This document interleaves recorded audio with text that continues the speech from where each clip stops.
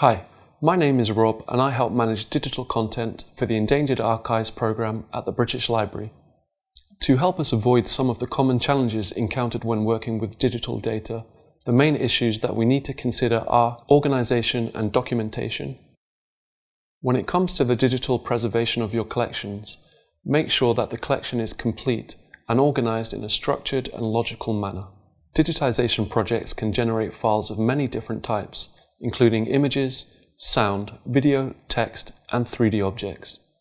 For each collection, it would be useful to identify which particular files need to be the primary focus of preservation. For example, in this series of images from a multi-page book, the entire book, including front and back cover, has been digitized. The files have been saved in a consistent file format and in page sequence, which is indicated by the file name and number. The use of naming conventions aids consistency and may need to take into account things like the format of dates and numbers, the use of punctuation and abbreviations, and the correct sequence of multi-page items.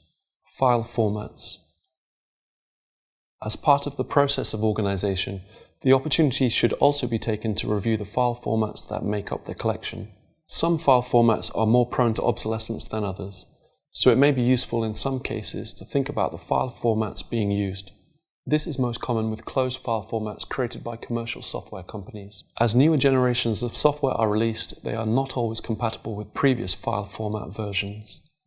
EAP recommends using a tool such as Droid to identify and validate file formats. Please watch our tutorial on digital preservation tools to learn more about how to use this as part of your workflow. Another important thing to think about will be where to store the collection for the longer term.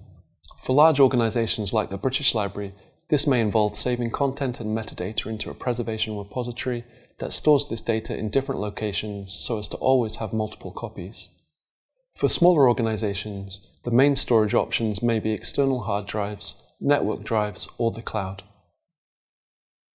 Standalone computers, like a desktop PC, might be suitable in some cases, but the storage of master files on removable media, laptops, or smartphones is not to be recommended. Backup. As soon as you have created a digitized version of your collections, back the files up in more than one place straight away. This will help protect your collections from problems such as accidental deletion, corruption, or viruses. Keep each of your digital copies in physically different locations so that both are not lost in the case of disasters such as fire, flood, or theft. Regardless of the specific storage approach chosen, there will also be a need to regularly check that the files have not been changed or become corrupt during the backup process. Checking that your content remains the same is called fixity. There are tools available that produce a checksum, which will alert you if something has changed in your files. Please watch our Digital Preservation Tools tutorial for more information on this process. It is never too early to start considering what to do about digital preservation. A well-planned digitization project that has adopted appropriate digitization guidelines should be well placed to produce outputs in forms suitable for long-term preservation. This tutorial is part of our online video series covering digitization, digital preservation and conservation for the Endangered Archives programme. Feel free to explore these resources at eap.bl.uk/training videos.